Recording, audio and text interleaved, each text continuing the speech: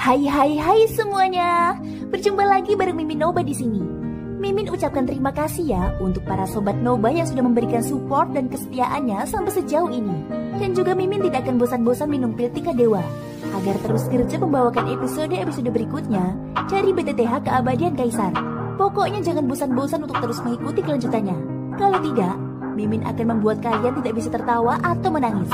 Let's go, mari kita masuk ke dalam ilusi seni radionya.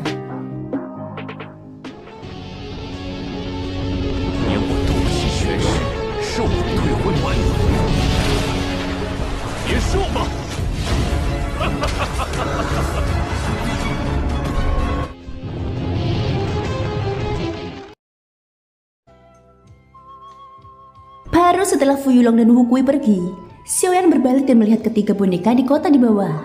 Tiga boneka di level pengembalian asal merupakan kekuatan yang sangat kuat. Jika bukan karena kesombongan trio Tian bersaudara, mustahil bagi Xiaoyan untuk menghentikan serangan mereka bertiga sendirian dengan kultivasinya saat ini. Xiaoyan turun dan tiba di hadapan ketiga boneka itu. Dia menggunakan jiwanya yang kuat untuk membuat salah satu dari mereka berdiri. Mata Xiaoyan langsung menyipit saat dia merasakan beratnya. Sambil melepaskan jubah hitamnya, seluruh tubuh boneka itu terekspos ke udara. Kulitnya yang hitam pekat bersinar dengan kilau metalik. Ketika Xiaoyan meletakkan tangannya di atasnya, dia merasakan sensasi dingin yang menusuk. Meskipun boneka itu tampak bengkak, dapat diketahui bahwa kulitnya yang bengkak sebenarnya sekuat logam. Bahkan Origin Ki tidak dapat menyentuh tubuh boneka itu dengan mudah. Setelah itu, Xiaoyan menggunakan api surgawi sebagai percobaan. Api surgawi berwarna biru pucat menempel pada belati. Ketika Xiaoyan menggunakan seluruh kekuatannya untuk menusuk boneka di depannya, ia akhirnya hanya meninggalkan bekas luka dangkal di tubuh boneka itu. Belati di tangan Xiaoyan pun hancur. Sungguh tubuh yang kuat. Boneka ini tampaknya agak istimewa. Bahkan dengan kekuatan mental Xiaoyan, dia tanpa sadar menghirup udara dingin saat melihat pemandangan ini. Rasa terkejut muncul di wajahnya. Tubuh boneka ini sangat keras. Meskipun dia telah menggunakan kekuatan fisiknya untuk menopangnya, dia tidak dapat meninggalkan luka yang jelas di tubuh boneka ini. Kemungkinan besar bahkan Raja Utaranya lebih rendah dari boneka ini dalam hal ini. Meskipun Raja Utara memiliki kemampuan regeneratif yang sangat kuat, pertahanannya tidak sekuat boneka ini. Jika Raja Utara adalah bola kapas yang dapat dengan mudah dipulihkan, boneka itu adalah batu besar yang tidak bisa dihancurkan. Metode penyempurnaan boneka itu sangat berbeda dari Raja Utara. Boneka itu telah sepenuhnya meninggalkan kemampuannya untuk beregenerasi dan mengambil pendekatan yang berbeda. Boneka itu menggunakan tubuh berlian yang sederhana sebagai pertahanan terkuatnya. Pada saat yang sama, daya ledaknya akan menjadi lebih besar sebagai hasilnya. Jika dibandingkan dengan Raja Utara milik Xiaoyan, perbedaannya adalah Raja Utara dapat bertarung dalam waktu yang lama dan menerima baptisan petir surgawi. Tidak hanya dapat kembali ke keadaan semula, tetapi juga dapat meningkatkan kecakapan bertarungnya. Namun boneka ini berbeda. Tubuhnya mungkin sangat keras dan kekuatannya memang dahsyat. Tetapi dari jarak ini, Xiaoyan dapat dengan mudah menemukan bahwa ada cukup banyak bekas luka lama di tubuh boneka itu. Saat Xiaoyan sedang merenungkan boneka di depannya, sebuah suara yang agak lemah tiba-tiba terdengar dari belakangnya. Boneka ini adalah produk dari sekte boneka surgawi. Xiaoyan berbalik dan melihat bahwa orang yang berbicara adalah Zhou Tai. Setelah mengkonsumsi pil obat yang diberikan Xiaoyan, luka-luka yang dialaminya tidak lagi menjadi masalah meskipun ia masih agak lemah. Sekte boneka surgawi? Xiaoyan bertanya sambil mengulangi kata-kata Zhou Tai. Dia belum pernah mendengar tentang kelompok seperti itu dan tidak mungkin memprovokasi mereka. Jadi mengapa mereka datang mencarinya? Sejujurnya, Xiaoyan tidak percaya bahwa orang-orang ini adalah pembantu yang ditemukan Fuyulong. Hanya dengan melihat adegan mereka berbicara satu sama lain sebelumnya, orang-orang ini tidak memiliki hubungan sebaik yang dibayangkannya. Mungkin karena suatu alasan khusus mereka datang mencarinya. Sekte boneka surgawi adalah salah satu dari 3 sekte besar di wilayah selatan. Menurut apa yang kuketahui, mereka adalah pihak yang mendukung Istana Awan Laut. Itulah sebabnya Istana Awan Laut begitu merajalela dan mendominasi. Secara terbuka memperluas pengaruh mereka di wilayah selatan. Kemungkinan besar alasan mereka mengirim orang ke sini kali ini adalah karena Istana Awan Laut tidak bekerja dengan baik. Demi menaklukkan kota Qingyang, mereka melakukan ini, ucap Luo Jin. Sebelumnya, Luo Jin tidak dapat memastikan apakah boneka ini benar-benar milik sekte boneka surgawi. Baru setelah Zhou Tai memastikannya, dia menjadi yakin. Sekte boneka surgawi sebenarnya adalah salah satu dari 3 sekte besar di wilayah selatan. Sepertinya aku pasti akan bertemu mereka di lembah api berkobar nanti. Xiaoyan mendesah pelan. Tak lama kemudian, ia kembali fokus pada apa yang terjadi hari ini. Tapi, apakah mereka benar-benar mengirim ahli tingkat ini hanya untuk kota Qingyang? Xiaoyan tak dapat menahan diri untuk tidak merasa sedikit ragu. Jika memang Istana Awan Laut tidak bekerja dengan baik, sekte boneka surgawi paling-paling akan menegur mereka dengan keras sebelum memerintahkan Istana Awan Laut untuk menyerang kota Qingyang lagi. Mustahil bagi mereka untuk secara pribadi mengirim orang untuk menghadapinya. Pada saat yang sama, Xiaoyan merasa tatapan ketiga orang itu sangat familiar. Itu adalah tatapan keserakahan, sama seperti Ye Luotian. Namun sekarang setelah keadaan menjadi seperti ini, mereka sudah tewas dan melarikan diri. Jika dia ingin tahu alasan dibalik ini, dia hanya bisa menunggu sampai mereka bertemu lagi. Xiaoyan yakin bahwa dia pasti akan bertemu Fu Yulong dan sekte boneka surgawi, salah satu dari 3 sekte besar di wilayah selatan. Saat ini, yang terbaik baginya adalah menaklukkan ketiga boneka itu terlebih dahulu. Setelah ketiga boneka pengembalian asal ditundukkan, kekuatan tempur kelompok Xiaoyan akan meningkat lagi. Pada saat itu, mereka akan dapat dengan mudah menghadapi barisan seperti yang mereka hadapi hari ini, bahkan tanpa menggunakan trik apapun. Xiaoyan tanpa sadar tersenyum ketika dia memikirkan hal ini di dalam hatinya. Sebuah pikiran terlintas di benaknya, dan kekuatan spiritual yang sangat besar segera melonjak keluar dari antara alisnya. Kekuatan itu memasuki belakang kepala boneka, dan sekali lagi mengukir jejak spiritual miliknya di tempat di mana jejak spiritual milik 3 saudara Tian awalnya tercetak. Setelah proses sederhana, perintah dikeluarkan dan boneka di depannya segera mengeluarkan suara dentang saat berlutut di tanah. Boneka ini dapat dianggap telah sepenuhnya ditundukkan. Xiaoyan tidak menjinakkan 2 boneka yang tersisa. Sebaliknya, dia memberikan salah satunya kepada Xiao Yixian dan yang lainnya kepada kepala klan Liu, Liu Huabai. Xiao Yixian jelas mengerti mengapa Xiaoyan memberikan boneka itu padanya.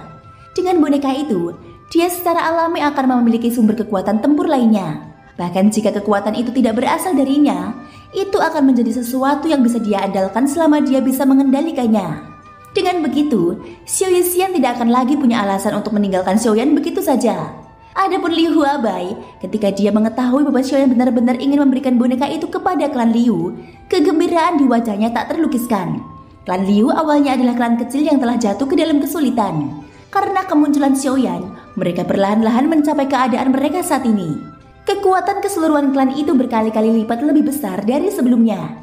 Semua ini telah membuat klan Liu sangat berterima kasih kepada Xiaoyan. Namun Xiaoyan sebenarnya telah memberikan boneka yang setara dengan para ahli pengembalian asal kepada klan Liu. Ini adalah bantuan yang lebih besar, jadi bagaimana mungkin dia tidak gembira? Ketika Liu Huabai meninggalkan jejak jiwanya di boneka itu, sebuah koneksi halus mengalir melalui pikirannya.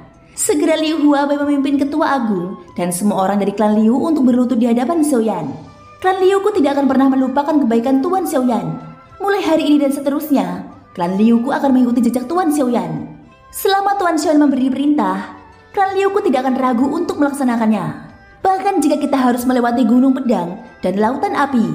Saat Liu Huabai berteriak, orang-orang dari klan Liu di belakangnya juga berteriak. Suara mereka yang keras menggetarkan seluruh kota Qingyang. Tidak perlu. Alasan mengapa aku memberikan boneka itu kepadamu adalah karena aku akan segera meninggalkan kota Qingyang. Pada saat itu, Bai Hua akan pergi bersamaku. Untuk mencegah Fu Yulong kembali untuk membunuhku, aku akan menyerahkan boneka itu kepadamu. Namun aku punya permintaan. Kecuali jika kamu tidak punya pilihan lain, jangan biarkan boneka itu muncul di hadapan orang lain dengan mudah. Jika tidak, itu mungkin akan membawa bencana yang lebih besar bagi klan Liu. Liu Huabai jelas mengerti arti di balik kata-kata Xiaoyan. Tak lama setelah Xiaoyan mengatakan itu, semua orang mengangkat kepala dan menemukan bahwa langit di atas kota Qingyang benar-benar telah berubah. Awan hitam bergulung-gulung dengan perasaan tertekan yang sangat pekat berkumpul di atas kota Qingyang. Saat terus bergulung, terjadi kilatan petir yang mengejutkan. Kemudian, gemuruh guntur yang dahsyat turun dari langit, menyebabkan hati orang-orang bergetar.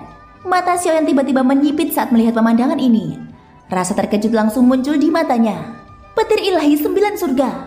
Apa yang baru saja mereka sumpahi adalah sumpah hukuman kilat. Luo Jin dan Zhao Tai langsung menunjukkan ekspresi terkejut. Sumpah hukuman kilat bukanlah lelucon. Di dunia ini, hanya ada sedikit orang yang bisa bersumpah untuk melakukan hukuman kilat kepada orang lain. Mereka yang bisa melakukan hal seperti itu biasanya adalah orang-orang yang saleh. Hari ini, Hal itu benar-benar menarik keributan yang mengejutkan. Ini berarti bahwa seluruh klan Liu mungkin telah bersumpah untuk melakukan hukuman kilat bersama-sama. Mereka telah mengikatkan nasib seluruh klan pada Xiaoyan. Harus dikatakan bahwa tidak ada faksi lain di benua ini yang mampu melakukan hal seperti itu. Pada saat ini, bahkan ekspresi Xiaoyan pun tak dapat dielakkan menjadi serius. Semuanya, Xiaoyan berterima kasih atas kebaikan kalian. Xiaoyan menangkupkan tangannya ke arah anggota klan Liu di depannya. Ia membungkuk kepada semua orang di depannya. Di belakangnya, Luo Jin dan yang lainnya tanpa sadar menunjukkan ekspresi kagum ketika melihat sikap Xiaoyan ini. Tanpa menyebutkan apa-apa lagi, hanya fakta bahwa ia menghargai hubungan dan kebenaran hari ini telah menaklukkan hati setiap orang yang hadir. Mulai saat ini, pertempuran dapat dianggap berakhir. Hari itu setelah semua orang kembali ke kamar masing-masing, Xiaoyan sekali lagi mengeluarkan cincin penyimpanan dari 3 Tian bersaudara. Benda-benda ini telah disimpan olehnya sejak dia membunuh mereka bertiga. Pada saat ini, setelah menyelidikinya, dia menyadari bahwa selain beberapa bahan logam langka dan beberapa metode Qi dan teknik Dao, bahkan tidak ada satupun batu roh di dalam cincin penyimpanan itu. Dia tidak tahu apakah ketiga orang ini benar-benar miskin atau apakah mereka telah menggunakannya untuk tujuan lain. Dalam kurun waktu berikutnya, klan Liu memang damai. Fu Yulong telah pergi sekali lagi. Setelah 2 kali gagal, kemungkinan besar dia tidak akan kembali dengan mudah. Ini memang hal yang baik. Dengan sangat cepat lebih dari sebulan telah berlalu. Hanya tinggal beberapa hari lagi hingga tanggal yang telah dihitung Zhou Tai saat itu. Namun Xiaoyan tidak berniat untuk terus menunggu. Lagi pula, ia tidak tahu apa yang akan terjadi dalam perjalanannya selanjutnya. Jika ia bertemu dengan orang-orang dari sekte boneka surgawi di sepanjang jalan, itu pasti akan menjadi sumber masalah lainnya. Oleh karena itu, pergi lebih awal juga dianggap sebagai bentuk asuransi. Selain Xiaoyan, ada juga Bai Hua, Xiao Yixian, Luo Jin, Kera Langit, Zhou Tai, dan Mulin. Total ada 7 orang dalam kelompok ini. Adapun Leng Bisuang untuk mengirim Wurong Qianqian kembali, Xiaoyan memintanya untuk tinggal sementara. Setelah mereka pergi, dia akan membawa Wurong Qianqian kembali ke wilayah barat. Adapun ular narwal, setelah beberapa pertimbangan, ia memilih untuk tinggal di klan Liu. Xiaoyan tentu saja memahami tindakan ular narwal. Ia ingin melindungi klan Liu demi Xiaoyan. Bai Hua menunjukkan kesetiaannya dengan lebih murah hati. Di bawah tatapan terkejut Xiaoyan, dia memberikan setetes darah esensinya kepada ular narwal. Xiaoyan yakin bahwa ular narwal akan mampu menerobos ke alam transformasi asal dalam waktu sesingkat mungkin dengan bantuan darah esensi. Tindakan Bai Hua dapat digambarkan sebagai bantuan besar. Orang lainnya adalah Leng Bisuang dan Wurong Qianqian. Meskipun mereka berdua agak enggan terhadap tindakan Xiaoyan, mereka hanya bisa mendengarkan dengan patuh di bawah desakan tegas Xiaoyan dan Bai Hua. Tentu saja, ada alasan lain mengapa Xiaoyan ingin Leng Bisuang tinggal dan kembali ke wilayah barat. Akhir-akhir ini, aura Leng Bisuang semakin kuat. Xiaoyan menduga bahwa dia hampir berhasil menembus alam pengembalian asal. Jika dia kembali ke wilayah barat sekarang, dia pasti akan berhasil menerobos dengan bantuan mata air roh es di kedalaman pegunungan Silin. Dia tidak hanya akan dapat memastikan bahwa Leng Bisuang berhasil menembus alam pengembalian asal, tetapi dia juga akan dapat mengurangi beberapa bahaya yang tidak perlu. Xiaoyan jelas sangat tenang. Adapun Xiao Yixian, meskipun Xiaoyan juga tidak ingin melihatnya terluka, Xiaoyan jelas memahami karakternya. Jika dia bersikeras mempertahankan Xiao Yixian di klan Liu, kemungkinan besar Xiao Yixian akan mengikutinya tanpa memperdulikan apapun. Daripada melakukan sesuatu yang akan menyakitinya, lebih baik tetap menjaganya di sisinya. Paling tidak, dia bisa melindunginya setiap saat. Kelompok yang terdiri dari 7 orang itu meninggalkan kota Qingyang dan menuju ke arah tenggara. Saat ini, masih ada waktu sekitar 1 bulan sebelum kompetisi sekte di lembah api berkobar. Alhasil, kelompok itu melakukan perjalanan dengan kecepatan yang stabil. Ketiga sekte di wilayah selatan itu terletak di bagian paling selatan wilayah selatan. Kelompok Xiaoyan berangkat dari perbatasan barat daya kota Qingyang dan dapat dikatakan telah melewati seluruh wilayah selatan. Sepanjang perjalanan, mereka dapat merasakan kemakmuran wilayah selatan. Secara khusus, semakin dekat mereka dengan lembah api berkobar, semakin mereka merasa takjub. Perhentian pertama kelompok Xiaoyan kali ini adalah sebuah kota bernama Kota Liuchang. Mereka telah bergegas selama beberapa hari. Meskipun mereka telah melewati sejumlah kota selama periode waktu ini, baru hari ini mereka melihat bahwa Kota Liuchang ini adalah kota yang sangat besar. Berdasarkan wilayah yang ditempatinya, kemungkinan besar kota itu tidak kalah dengan kota liar kuno di perbatasan barat daya. Ketika kelompok itu memasuki kota, mereka segera merasakan beberapa aura yang kuat. Kota Liuchang benar-benar layak menjadi salah satu dari sedikit kota besar di barat daya. Sebenarnya ada tidak kurang dari 10 ahli transformasi asal di kota ini. Sungguh mengejutkan. Alis Xiaotai langsung berkedut saat merasakan aura yang kuat di kota ini. Meskipun dia belum pernah ke kota Liujiang, dia pernah mendengar namanya. Menurut apa yang aku tahu, kota Liujiang adalah salah satu dari sedikit kota di barat daya yang belum ditelan oleh Istana Awan Laut, ucap Luo Jin. Dia menatap ke kejauhan dan menatap ke kedalaman kota. Dengan kekuatan spiritualnya yang kuat, dia bisa merasakan bahwa ada orang yang sangat kuat di kedalaman kota Liujiang. Fu Yulong jelas tidak bisa menelannya jika ada ahli pengembalian asal yang hadir. Xiaoyan yang juga merasakan hal ini tersenyum. Dia sudah merasakan pemilik aura itu ketika mereka memasuki kota. Mari kita cari tempat untuk beristirahat dulu. Tidak akan terlambat untuk melanjutkan besok. Xiaoyan menoleh dan menatap Xiao Yixian yang kelelahan. Sedikit rasa kasihan muncul di matanya. Yang lain pun mengangguk tanda mengerti. Lalu mereka berjalan menuju kota. Sepanjang jalan, rombongan 7 orang itu berjalan dengan angkuh di tengah jalan. Menarik perhatian banyak orang yang lewat, terutama keberadaan Xiao Yixian, membuat wajah orang-orang di sekitar kerumunan menjadi panas. Penampilannya yang seperti peri yang bergerak itu membuat banyak orang diam-diam menelan ludah. Gadis ini benar-benar cantik. Dia tidak kalah cantiknya dengan yang kulihat sebelumnya. Dia memang cantik, tapi dia agak terlalu dingin. Tatapannya seolah bisa membekukan orang hidup-hidup. Apa yang kau tahu? Wanita seperti itu adalah yang terbaik. Xiao Yixian hanya melirik kata-kata kasar di kerumunan di sekitarnya dan menyebabkan tubuh mereka gemetar. Niat membunuh yang kuat menyebabkan kulit kepala mereka mati rasa dan mereka langsung menelan kata-kata yang ada di ujung lidah mereka. Ayo pergi, tidak perlu repot-repot. Xiaoyan menoleh dan berbicara dengan lembut kepada Xiao Yixian.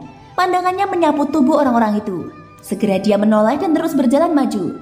Tidak lama setelah sekelompok orang ini berjalan jauh, orang-orang yang tadinya memperlihatkan tatapan penuh nafsu ke arah Xiao Yixian berubah menjadi patung es di depan tatapan ketakutan orang-orang di sekitarnya. Dengan sangat cepat, mereka bertuju tinggal di sebuah villa di kota Liujiang. Pada saat yang sama ketika Xiaoyan dan yang lainnya memasuki kota, di daerah pusat kota Liujiang, seorang lelaki tua yang sedang minum teh dengan tenang tiba-tiba berdiri dan mengangkat kepalanya. Dia melihat ke arah tempat Xiaoyan dan yang lainnya berada. Mengapa tiba-tiba ada begitu banyak orang kuat datang ke kota Liujiangku? Dia bergumam dalam mulutnya. Tak lama kemudian, mata lelaki tua itu menoleh dan menatap penjaga di depan halaman. Nada suara yang sedikit berubah saat dia berkata, "Cepat pergi dan panggil ketua klan." Ketika penjaga itu mendengar ini, dia segera membungkuk dan mundur. Di sisi lain, Xiaoyan dan yang lainnya yang tinggal di villa juga sedang beristirahat. Setelah beberapa hari terburu-buru, Xiaoyan baik-baik saja. Namun dengan kultivasi Xiao Yixian dan Muling saat ini, mengikuti kelompok Xiaoyan untuk jangka waktu yang lama benar-benar sedikit melelahkan. Oleh karena itu hari ini, Xiaoyan memilih untuk beristirahat sementara di kota Liujiang. Namun kurang dari 1 jam setelah Xiaoyan dan yang lainnya tinggal di villa, di luar villa, seorang pria parubaya yang mengenakan jubah bersulam tiba-tiba bergegas mendekat.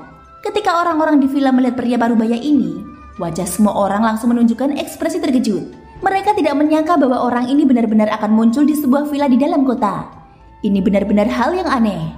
Ketika manajer villa mendengar informasi yang ditanyakan pria parubaya itu, wajah manajer itu menunjukkan ekspresi yang sangat terkejut. Ini karena masalah yang ditanyakan pria parubaya itu adalah lokasi Xiaoyan dan yang lainnya. Sesaat kemudian, setelah beberapa kali mengetuk pintu, Xiaoyan yang sedang duduk bersila dan beristirahat di dalam kamar langsung terbangun. Tubuhnya yang sedang duduk bersila melompat ke tanah dan muncul di depan pintu. Ketika Xiaoyan membuka pintu, orang-orang yang berdiri di luar adalah Luo Jin dan yang lainnya.